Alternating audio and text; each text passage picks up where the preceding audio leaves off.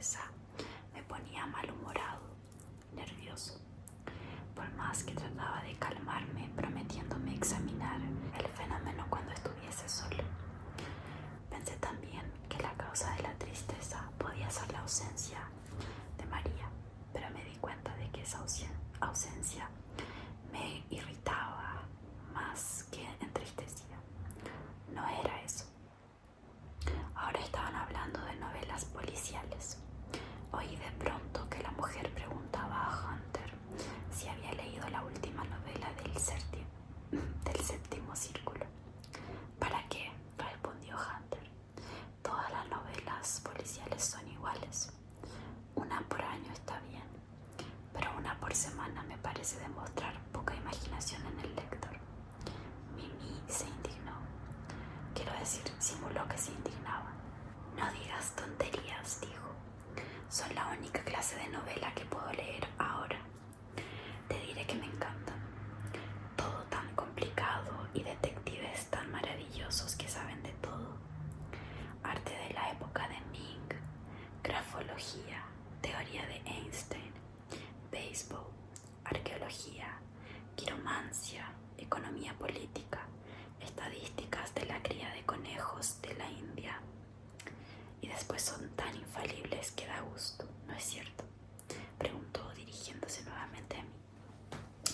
Me tomó tan inesperadamente que no supe qué responder. Sí, es cierto, dije por decir algo. Hunter volvió a mirarme con ironía.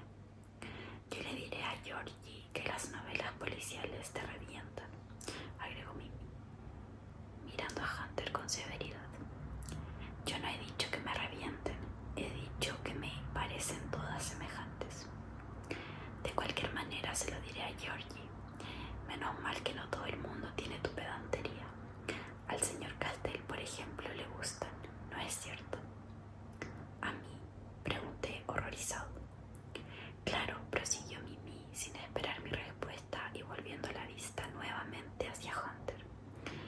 Que si todo el mundo fuera tan savant como tú, no se podría ni vivir. Estoy segura que ya debes tener toda una teoría sobre la novela policial. Así es, aceptó Hunter sonriendo. No le decía, comentó Mimi con severidad, dirigiéndose de nuevo a mí y como poniéndome de testigo. No, si yo a este lo conozco bien. A ver, no tengas ningún escrúpulo en lucirte. Debes estar muriendo de las ganas de explicarlo. Hunter, en efecto, no se hizo rogar mucho. Mi teoría, explicó, es la siguiente. La novela policial representa en el siglo XX lo que la novela de caballería en la época de Cervantes. Más todavía, creo que podría hacerse algo equivalente a Don Quijote, una sátira de la novela policial. Imaginen ustedes un individuo que se ha pasado la vida leyendo novelas policiales y que ha llegado a la locura de creer que el mundo funciona como una novela de Nicholas Blake o de Ellery Queen. Imaginen que ese pobre tipo se larga finalmente a descubrir crímenes y a proceder en la vida real, como procede un detective en una de estas novelas. Creo que se podría hacer algo divertido, trágico, simbólico, satírico y hermoso. ¿Y por qué no lo haces?, preguntó burlonamente Mimi. Por dos razones. No soy Cervantes y tengo mucha pereza. Me parece que basta con la primera razón, opinó Mimi. Después se dirigió desgraciadamente. Este hombre, dijo señalando de costado a Hunter con su larga boquilla, habla contra las novelas policiales porque es incapaz de escribir una sola, aunque sea la novela más aburrida del mundo. Dame un cigarrillo, dijo Hunter, dirigiéndose a su prima. Después agregó: ¿cuándo dejarás de ser tan exagerada? En primer lugar, yo no he hablado contra las novelas policiales, simplemente dije que se podría escribir algo así como el Don Quijote de nuestra época. En segundo lugar, te equivocas sobre mi absoluta incapacidad para ese género. Una vez se me ocurrió una linda idea para una novela policial. Sunsplash se limitó a decir Mimi. Sí, te digo que sí. Fíjate, un hombre tiene madre, mujer y un chico. Una noche matan misteriosamente a la madre. Las investigaciones de la policía no llegan a ningún resultado. Un tiempo después matan a la mujer. La misma cosa. Finalmente matan al chico. El hombre está enloquecido, pues quiere a todos, sobre todo al hijo. Desesperado, decide investigar los crímenes por su cuenta, con los habituales métodos inductivos, deductivos, analíticos, sintéticos, etc. de esos genios de la novela policial. Llega a la conclusión de que el asesino deberá cometer un cuarto asesinato, el día tal, a la hora tal, en el lugar tal. Su conclusión es que el asesino deberá matarlo ahora a él. En el día y hora calculados, el hombre va al lugar donde debe cometerse el cuarto asesinato y espera al asesino. Pero el asesino no llega. Revisa sus deducciones. ¿Podría haber calculado mal el lugar? No, el lugar está bien. ¿Podría haber calculado mal la hora? No, la hora está bien. La conclusión es horrorosa. El asesino debe estar ya en el lugar. En otras palabras, el asesino es él mismo, que ha cometido los otros crímenes en estado de inconsciencia.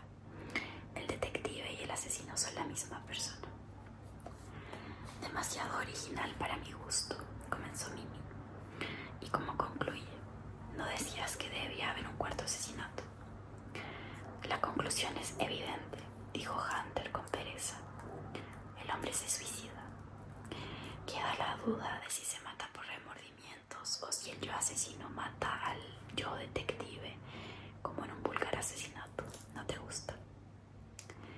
Me parece divertido, pero una cosa es contarla así y otra escribir la novela. En efecto, admitió Hunter con tranquilidad. Después la mujer empezó a hablar de un quiromántico que había conocido en Mar de Plata y de una señora vidente. Hunter hizo un chiste y Mimi se enojó. Te imaginarás que tiene que ser algo serio, dijo.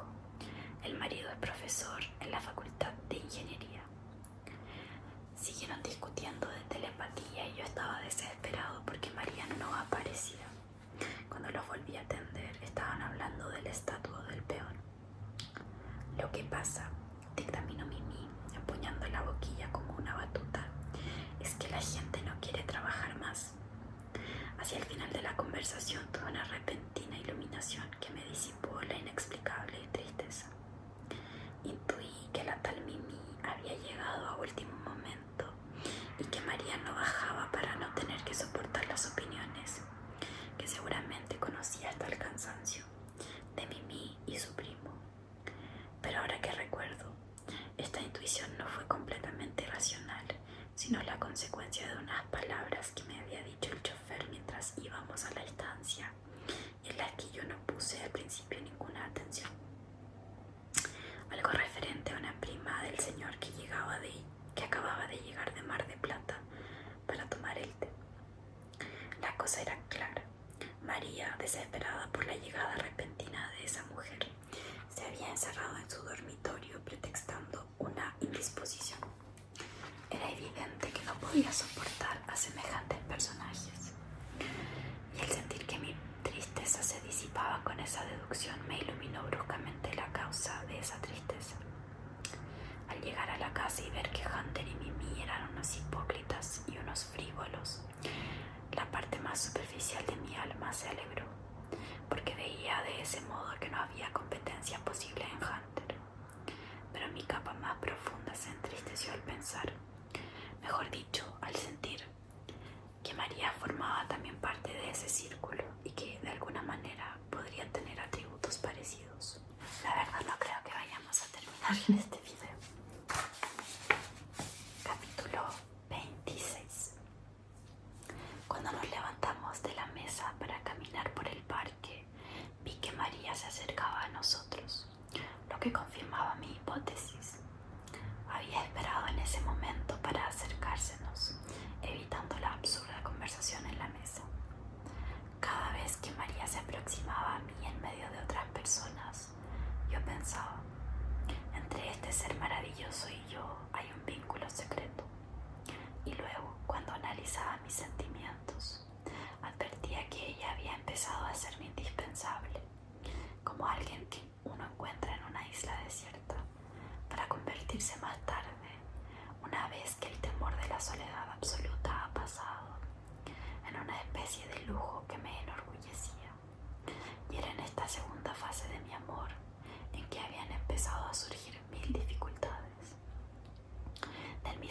modo que cuando alguien se está muriendo de hambre, acepta cualquier cosa incondicionalmente, para luego, una vez que lo más urgente ha sido satisfecho, empieza a quejarse crecientemente de sus defectos e inconvenientes.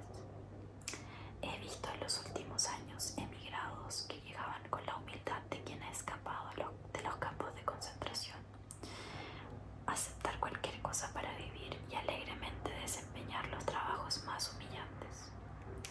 Pero es bastante extraño que a un hombre no le baste con haber escapado a la tortura y a la muerte para vivir contento.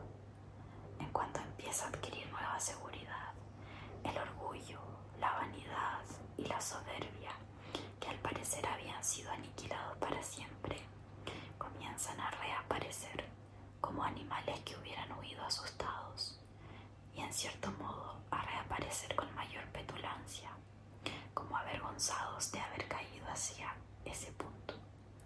No es difícil que en tales circunstancias se asista a actos de gratitud y de desconocimiento. Ahora que puedo analizar mis sentimientos con tranquilidad, pienso que hubo algo de eso en mis relaciones con María, y siento que, en cierto modo, estoy pagando la insensatez de no haberme conformado con la parte de María que me salvó momentáneamente de la soledad. Ese estremecimiento de orgullo, ese deseo creciente de posesión exclusiva, debían haberme revelado que iba por mal camino, aconsejado por la vanidad y la soberbia. En ese momento, al ver venir a María, ese orgulloso sentimiento estaba casi abolido por una sensación de culpa y de vergüenza provocada por el recuerdo de la atroz escena en mi taller, de mi estúpida, cruel y hasta vulgar acusación de engañar a un ciego. Sentí que mis piernas se aflojaban y que el frío y la palidez invadían mi rostro. Y encontrarme así en medio de esta gente y no poder arrojarme humildemente para que me perdonase y calmase el dolor, el horror y el desprecio que sentía por mí mismo. María, sin embargo, no pareció perder el dominio y yo comencé inmediatamente a sentir que la vaga tristeza de esa tarde comenzaba a poseerme de nuevo. Me saludó con una expresión muy medida, como queriendo probar ante los dos primos que entre nosotros no había nada más que una simple amistad. Recordé con un malestar de ridículo una actitud que había tenido con ella unos días antes. En uno de esos arrebatos de desesperación le había dicho que algún día quería, al atardecer, mirar desde una colina las torres de San Gemignano. Me miró con fervor y me dijo: «Qué maravilloso, Juan Pablo». Pero cuando le propuse que nos escapemos esa misma noche se espantó. Su rostro se endureció y dijo sombríamente: «No tenemos derecho a pensar en nosotros solos. El mundo es muy complicado». Le pregunté qué quería decir con eso. Me respondió con acento aún más sombrío: «La felicidad está rodeada de dolor». La dejé bruscamente sin saludarla. Más que nunca sentí que jamás llegaría a unirme con ella en forma total y que debía resignarme a tener frágiles momentos de comunión, tan melancólicamente inacibles como el recuerdo de ciertos sueños o como la felicidad de algunos pasajes musicales. Y ahora llegaba y controlaba cada movimiento, calculaba cada palabra, cada gesto de su cara. Hasta era capaz de sonreír a esa otra mujer. Me preguntó si había traído las manchas. «¿Qué manchas?», exclamé con rabia, sabiendo que malograba alguna complicada maniobra, aunque fuera en favor nuestro. «Las manchas que prometió mostrarme», insistió con tranquilidad absoluta. «Las manchas del puerto».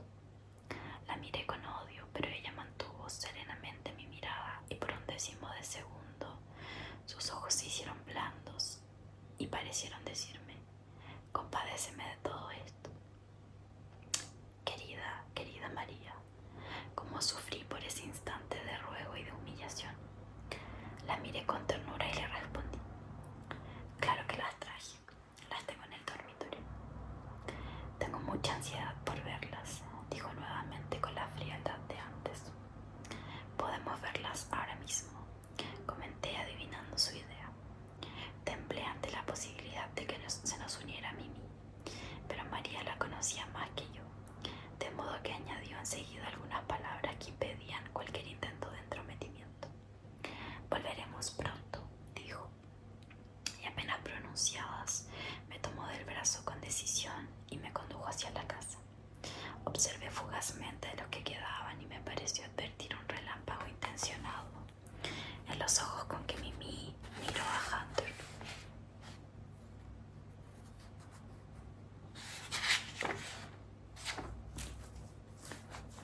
Capítulo 27. Pensaba quedarme varios días en la estancia, pero solo pasé una noche. Al día siguiente de mi llegada, apenas salió el sol, escapé a pie, con la valija y la caja. Esta actitud puede parecer una locura, pero se verá hasta qué punto estuvo justificado. Apenas nos separamos de Hunter y Mimi, fuimos adentro. Subimos a buscar las presuntas manchas y finalmente bajamos con mi caja de pintura y una carpeta de dibujos destinada a simular las manchas. Este truco fue ideado por María. Los primos habían desaparecido de todos modos. María comenzó a sentirse entonces de excelente humor, y cuando caminamos otra vez del parque hacia la costa, tenía verdadero entusiasmo. Era una mujer diferente de la que yo había conocido hasta ese momento, en la tristeza de la ciudad, más activa, más vital. Me pareció también que aparecía en ella una sensualidad desconocida para mí, una sensualidad de los colores y olores. Se entusiasmaba extrañamente para mí, que tengo una sensualidad introspectiva, casi de pura imaginación, con el color de un tronco, de una hoja seca, de un bichito cualquiera, con la fragancia del eucalipto mezclada al olor del mar, y lejos de producirme alegría, me entristecía y desesperanzaba, porque intuía que de esa forma de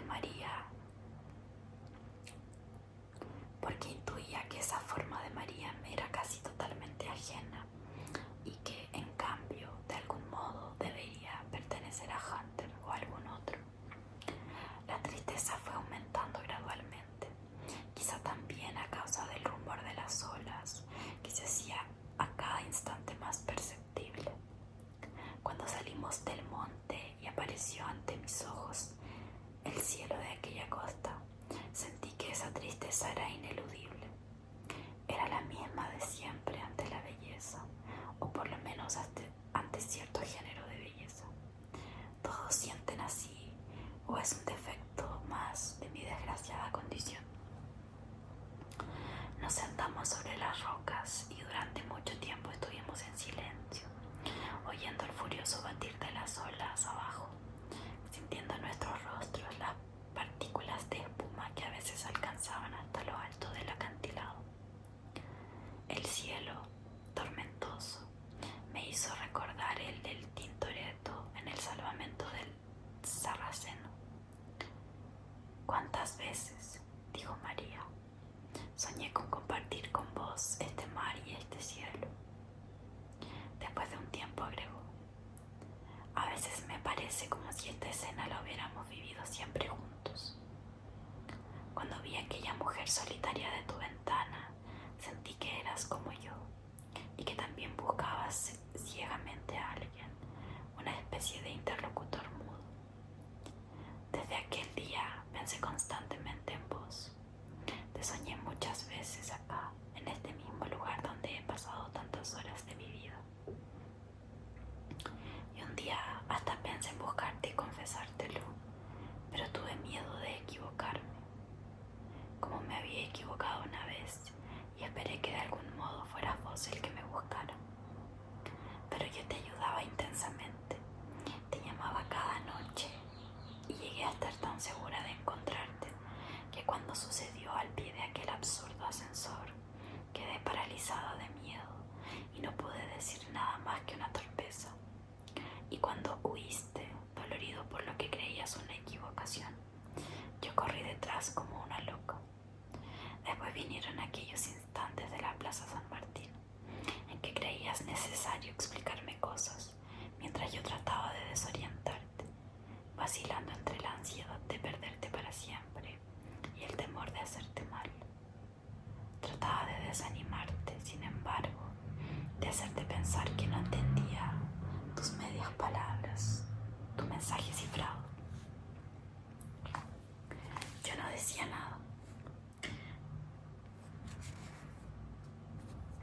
Yo no decía nada.